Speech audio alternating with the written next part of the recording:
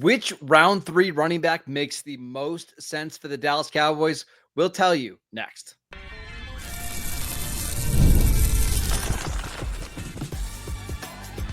You are Locked On Cowboys, your daily Dallas Cowboys podcast. Part of the Locked On Podcast Network, your team every day. Welcome back to the Locked On Cowboys podcast, part of the Locked On Podcast Network, your team every day. We'd like to thank you for making us your first listen of the day. Today's episode is brought to you by FanDuel. Right now, new customers can get $250 in bonus bets when your first $5 bet wins.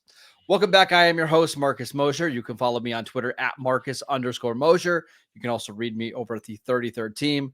Joining me today, as always, is Landon McCool. You can follow him on Twitter at McCoolBCB. And on today's show, we're taking a look at 3, let's call them tier 3 running backs. DJ Giddens, Bhayshul Tuten, and Damian Martinez, who could be options for the Cowboys, let's say in rounds 3 through 4. That's probably where those players are going to go. I want to start with DJ Giddens because he's been someone who has been frequently mocked to the Cowboys in round 3, probably because of the Kansas State connection. Connor Riley, his offensive coordinator, is now the offensive line coach in Dallas. What did you see from Giddens when you watched the tape, Landon? Yeah, just unbelievable just how many solid running backs there are in this class, right? All the way down here, we're getting guys like DJ Giddens. Athletic back with solid size and explosion profile. He's a high cut, gliding, vision-based running style, right? You see that. Upright style helps him with seeing lanes develop, right? You can see him kind of cut back as he's got his eyes up. He's constantly scanning the horizon. But because he's running upright, he's often over affected by arm tackles, right? It's not necessarily that he's going, all the way down, but he's getting redirected. He's being slowed down or delayed because he's just kind of upright and he's not running through them as well. He needs to run behind his pads a little bit more. He came from a gap heavy scheme at Kansas State and has extensive experience there, but he looks a little bit more tentative as a zone runner.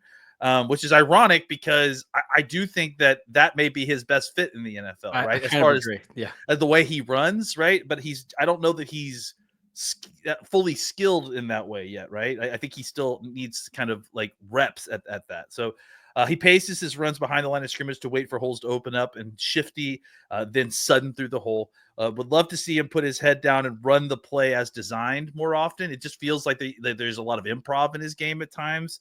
Where he's trying to make a big play. Good but not great burst through the hole when it's time to go. Shifty, he freezes defenders with a quick hip tilt and change of direction. His vision is a blessing and a curse. Too often gambles on the cutback for big gains, but gives up on solid certainty. Forces missed tackles, but not a big after contact guy, right? Like he breaks a lot of tackles because he's going to destroy your angles with a slight hip tilt. He will change the direction of his speed. He will chop his feet suddenly and then shift over. But like as far as running through tackles or glancing off of guys, like he will bounce off guys. But like if you get good solid hits, he's getting redirected. You don't see that as much with guys like some of the guys we'll talk about a little bit later, right? Nervous about how they use him early on third downs, early in his career on third downs. Can grow as a receiver, but blocking isn't quite there yet. Yeah. It would be interesting to see if the Cowboys drafted this guy based on the history with the OL coach, but it might say more if they don't draft him. I watch his tape and I wonder how popular he is with the coaches because it does feel like there is a little bit of improv. There is a little bit of operating outside of the system that goes on. Not that that's completely negative, but I'm wondering if now that you're a coach in the NFL and you get your choice of all these guys, are you definitely reaching back and getting the guy that you got recruited to Kansas State? I don't know. Where does he win? Shifty speed runner with explosive potential. Unanswered questions. Where can he be used on passing downs early in his career?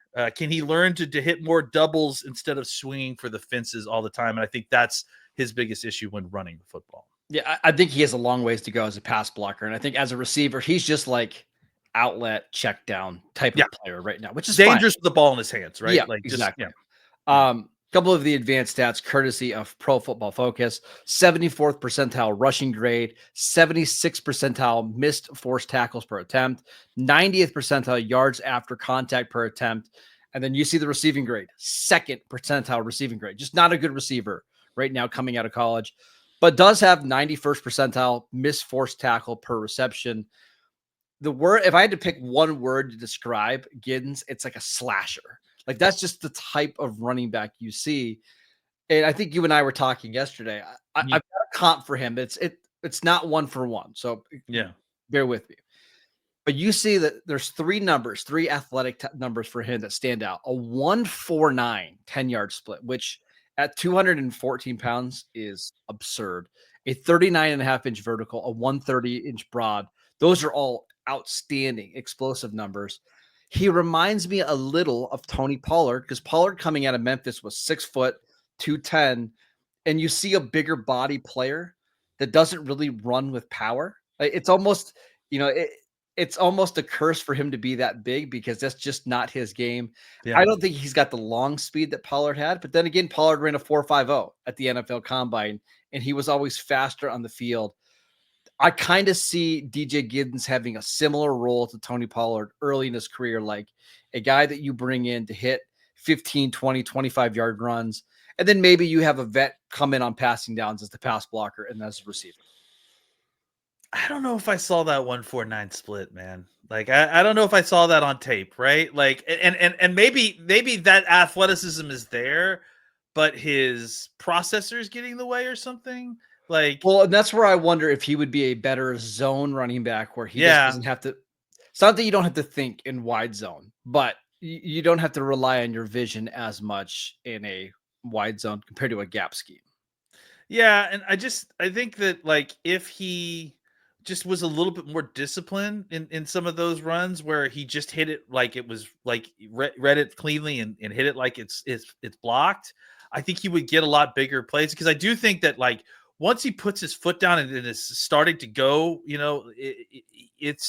he is difficult to bring down. Again, not because he's going to run through your tackle necessarily, but he can change, like, track at full speed very well. He's got really good jump cuts, which I think is one of his best. Like, he gets downhill and then he can kind of have a jump cut and make the linebacker miss, and then he's off.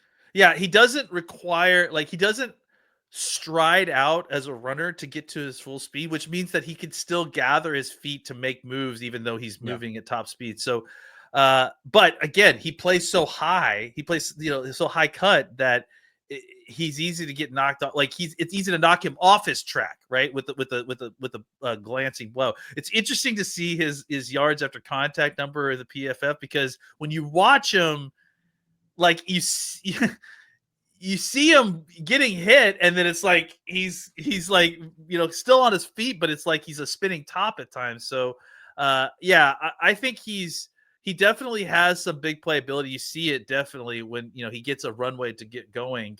I just think that he needs to be a little bit more patient and just trust his blocking a little bit more. So it sounds like, I'll say this for me, and then I want you to chime in. As much as I like Travion Henderson and Quinshon Judkins in round 2, I actually like DJ Giddens in round 3 more, right? Now, I think you would disagree. I think you have Giddens a little bit lower, but to me, Giddens in round 3 is like one of my favorite picks in the entire draft. How do you feel about him? Yeah, I definitely would not prefer that. Okay. I would say Giddens to me is, I like him in round 3. Like, I certainly am not going to be mad at that pick at all. But I would prefer, because I love Henderson and Judkins a lot. I think for me, Giddens, I have him in the 3rd round, like at the bottom half of the 3rd round. Like, I have Harvey above him, and there's a little bit of a gap between him and Harvey, because I think that Harvey's a more complete player. He's a more explosive player. And so I think, Harvey's also like 34 years old, but that's okay. Go ahead. I mean, we're not dating him. We're playing football here. I know, but go ahead. I mean, look, the age with the running back thing. Like, if I'm only having him for one contract, anyways, I don't really care. I don't care. I think to me, it's more the injury history. I think he's got 2 torn ACLs in his career. That's all. But I like Giddens. I think Giddens can be a starting running back day one. I think you would prefer him to be more of maybe a guy you draft at the top of round 4, and then you grab somebody else to pair with him. Is that Oh, right? yeah, for sure. I definitely don't think Giddens is like your primary back. Like Yeah. like Oh, good. I We think his disagree. yeah, I would say that he definitely should be paired with somebody because I just don't think he has a complete enough skill set to be a completely starting running back. I do think he is a very like the primary piece in a rotation for Yeah. sure.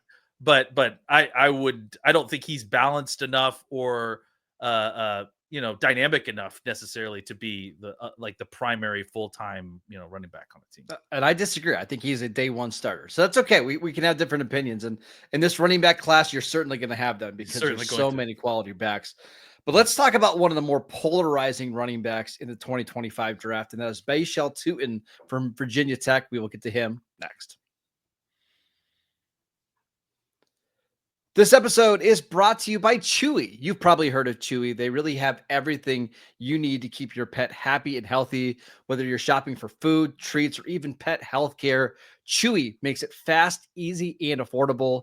And with over 100,000 products from all of your favorite brands, Chewy has everything your pet needs from food, treats, toys, beds, and grooming. And it's not just for dogs and cats. They've also got supplies for birds, fish, reptiles, and small pets too. Chewy also makes it easy to manage your pet's health with prescriptions, telehealth visits, and even in-person vet clinics rolling out nationwide. Plus, auto ship is a game changer. You can set up your deliveries to come every month, every week, however you need to do it, so that you never run out and you can easily change or cancel at any time. Chewy has everything you need to keep your pet happy and healthy. Right now, you can save $20 on your first order and get free shipping by going to chewy.com or clicking the link in the description. Save $20 on your first order with free shipping by clicking the link in the description. Minimum purchase required. New customers only.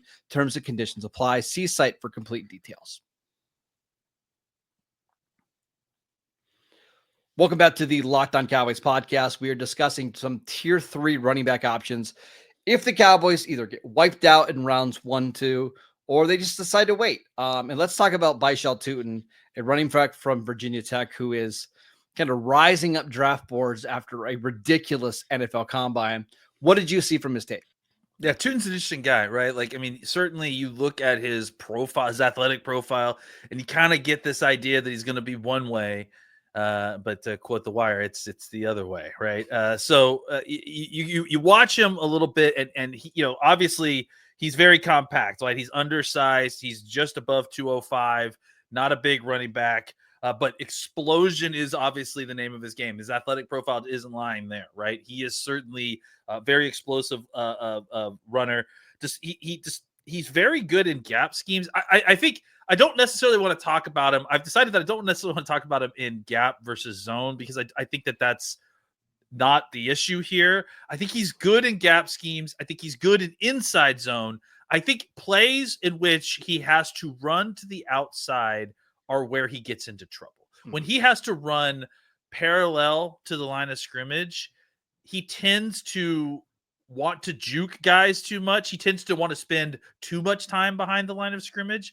I don't feel like he reads outside zone well. Even more so than Giddens, like he is constantly trying to break things back across the grain or trying to cut outside instead of trying to get what's going. When the play is designed to be upfield, downhill, north and south, that's where he thrives, right? Like once he gets across the line of scrimmage and he can be physical and he's not worrying about getting back to the line of scrimmage, I think that's where he really shines. And I think that's really where he's at his best, coming downhill with physicality. He's not a speed explosion back that you would think based on his size, measurements, and his athleticism, right? He's a guy that likes to come downhill, and he's not necessarily going to run over you, but he certainly isn't going to avoid running into you. No. So I think that's he really is. He's got like kinetic energy. He's constantly in motion. He's constantly looking for a new place to kind of fit into.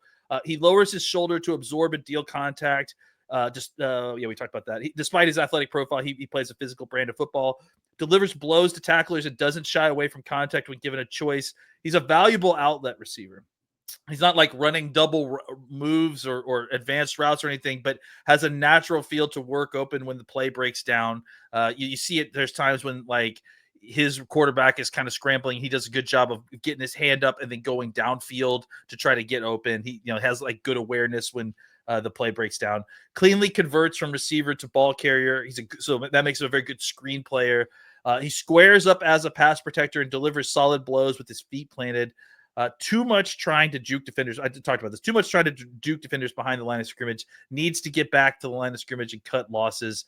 And then the biggest issue, without a doubt, with him, we haven't mentioned, and it's really kind of line one with Tutin, honestly, is fumbling is a very, very serious issue with him. He's had 9 fumbles in the last 2 seasons, and he's had not a ton of carries, right? So I think I saw somewhere that he has between the last 2 seasons had 1 fumble out of every 66 carries. I think that's according to Matt Waldman. So that's really, really not good.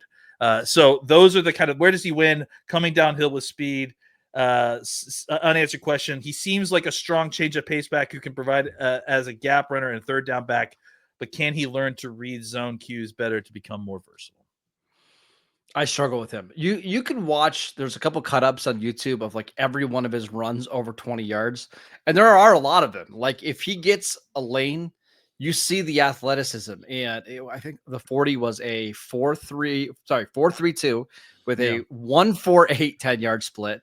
Yeah. A 40.5-inch vertical and a 130 broad. So you see the athleticism. And again, if you're watching the highlights, you probably wonder, why isn't this guy being talked about more? Then you watch like a full game and you can see like it's a lot of short runs. And yes, he'll pop one every once in a while, but I just don't know in the NFL if you can make a living doing that, especially if you're somebody who fumbles. And he's somebody who, I don't know, we didn't even touch about his pass blocking, but I think he's pretty ineffective as a pass blocker right now.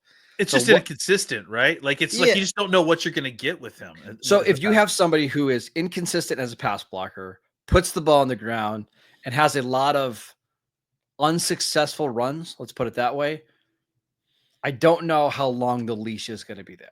He's a big boomer bust guy. And look, I mean, he played for Virginia Tech. I mean, it's a good college. They get lots of players, but he didn't touch the ball a lot on offense, which, that's kind of surprising considering who, the athleticism. I mean, they certainly loved having him return kicks and they wanted to try to get the ball in his hands, but it also felt like even they were like, okay, here you go. What are you going to do? And that's why my comp for him is Matt Breida, who's bounced around the NFL a little bit, but Breida's always been one of these super athletes that at times can look really good. You get him in the right scheme with the right blocking, and he can have these monster games, but he's just so limited in what else he can do that you don't really ever want him to be your lead back.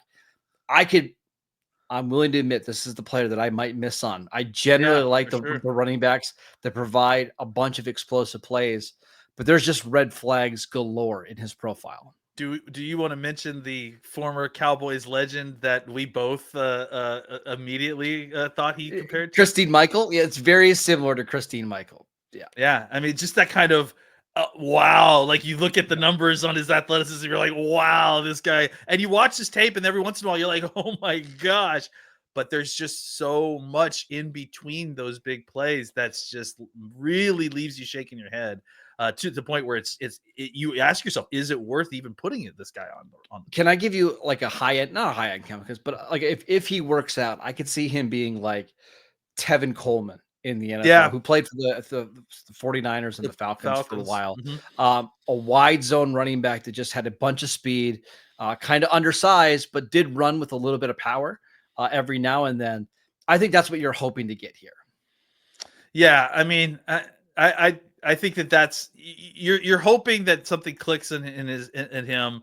And honestly, even if he can just improve a little bit on the fumbles and then improve a little bit with his vision, or at least kind of raise the floor on some of his runs a little bit, I think that's enough that the big plays will get him on the field. But man, it just cannot be this kind of wildly swinging back and forth No. stuff, or you're just not going to get rostered. Where do you feel comfortable taking him if you are the Dallas Cowboys? I ended up putting him at the bottom of the 3rd round. I have him touching tags with another player who I think is very similar to him. It's Jaden Blue, who is a similar type of player on how you would use him and how he gets deployed, more of a receiving back. But as far as a boom and bust, risk versus reward, like, oh my gosh, there's an incredible play, and oh my gosh, why did you do that? I think those two are very similar in that sense. I ended up putting Tutin in my 4th round. Yeah, I think that's like where you gamble on the athletes that have a long way to go. I don't know if I would want him to be a part of a committee right away. But 4th round, you're gambling on a freak athlete who has explosive traits. Why not? I think it just so I put him right there too. I just think I put him right at the bottom of the 3rd round because I liked him just a tick more than all the other 4th round mass that I had, just because he's so athletic, right? All right, let's talk about Damian Martinez, who a lot of people have pretty low in this class. But Landon, I think you and I might be above consensus. We'll get to Damian Martinez from Miami next. This episode is brought to you by FanDuel. The NBA playoffs are almost here, and FanDuel is giving new customers an incredible way to get in on the action. Right now, when you join FanDuel and place your first $5 bet, you'll get $250 in bonus bets if your bet wins. I love using FanDuel. They make betting so easy, whether it's picking my favorite team, the Lakers, or diving into player props. They have 3-point props every night. They got steals, assists. FanDuel makes it so easy to bet on your favorite player props. Plus, after the game tips off, you can even combine live prop bets into a same-game parlay for a chance to win big. Nobody else is doing that right now. So don't miss out. Head over to FanDuel.com and claim your $250 bonus bets today.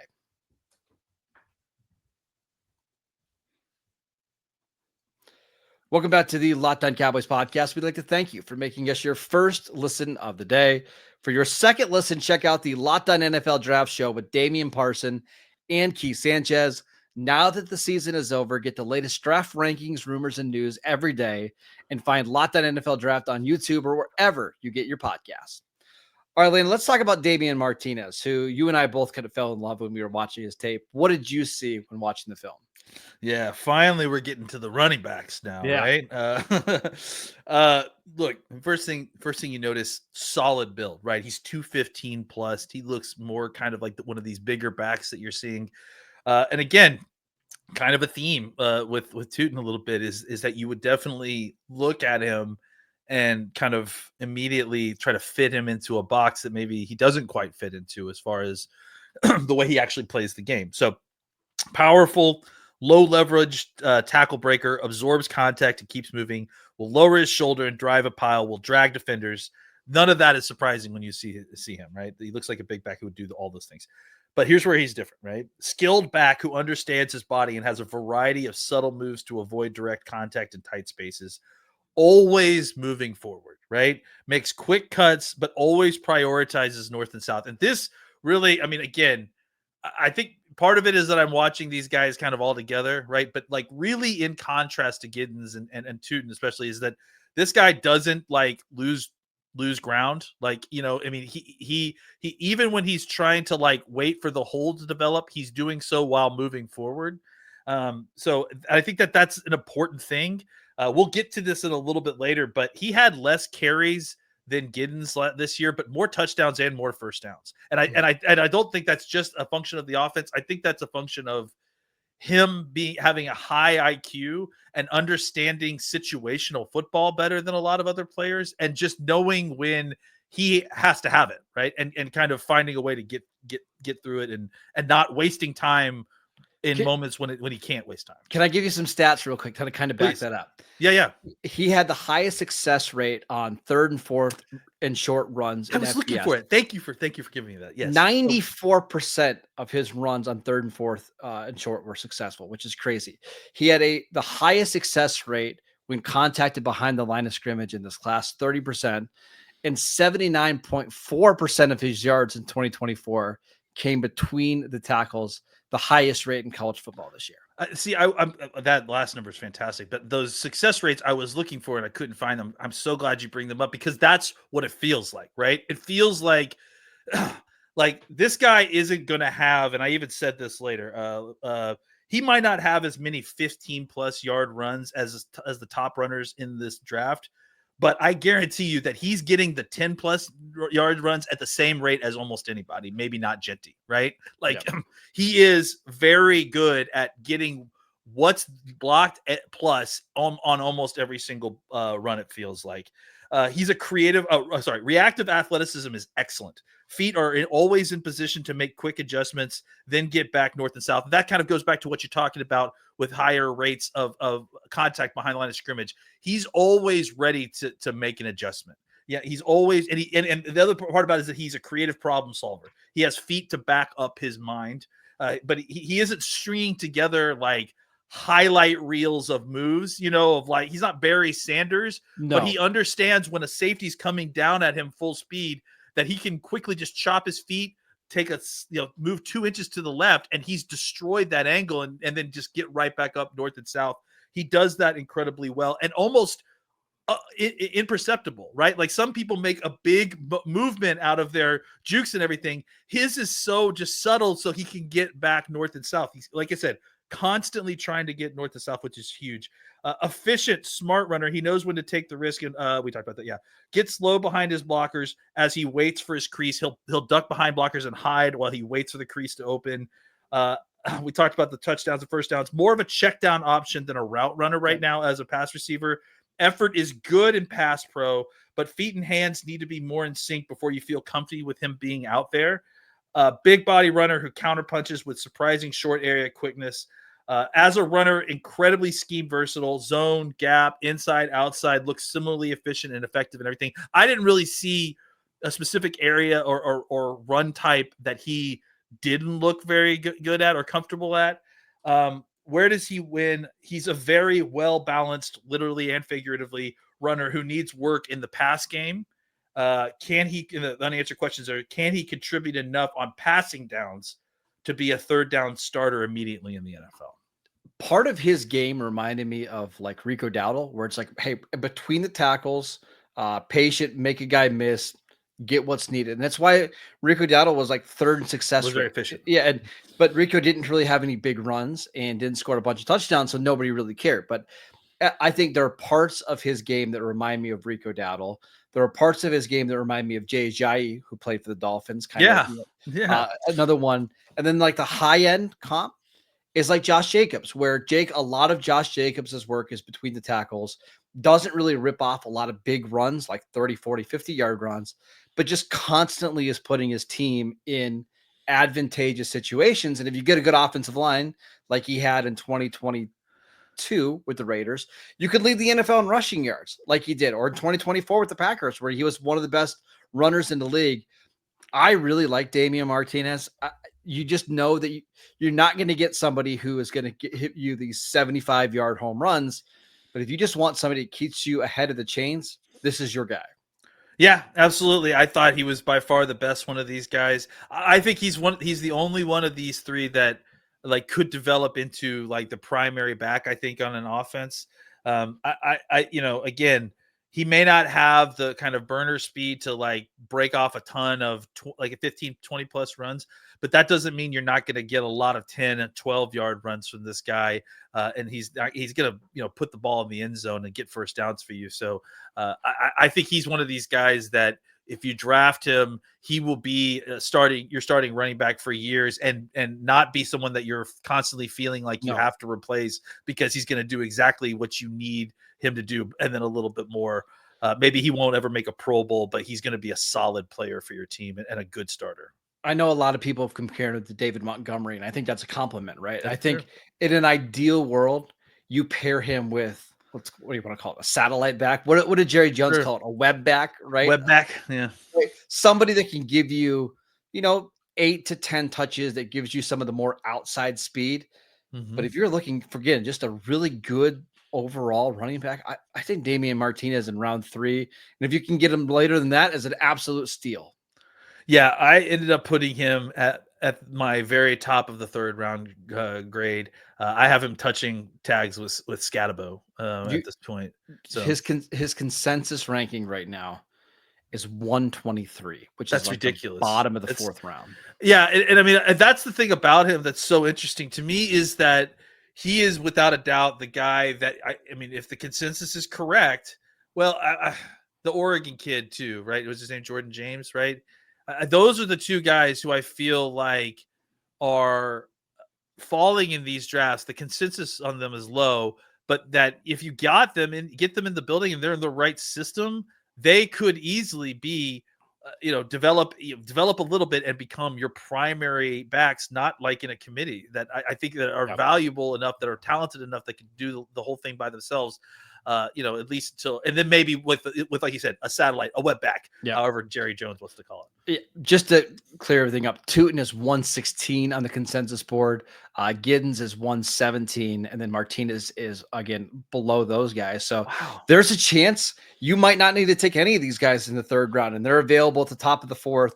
I know the Cowboys don't have a fourth rounder right now, but that doesn't mean they won't have one by the time we get to Saturday afternoon. So I think any of these three, if you getting them on day 3, is an absolute steal. That is it for today's show. We'd like to thank you for making Locked On Cowboys your first listen every single day. Go check out the channel on YouTube, download the podcast wherever you get your podcasts. We are free and available on all platforms. Follow Landon on Twitter at McCoolBCB. I'm at Marcus _Mosher, and we will see you right back here tomorrow.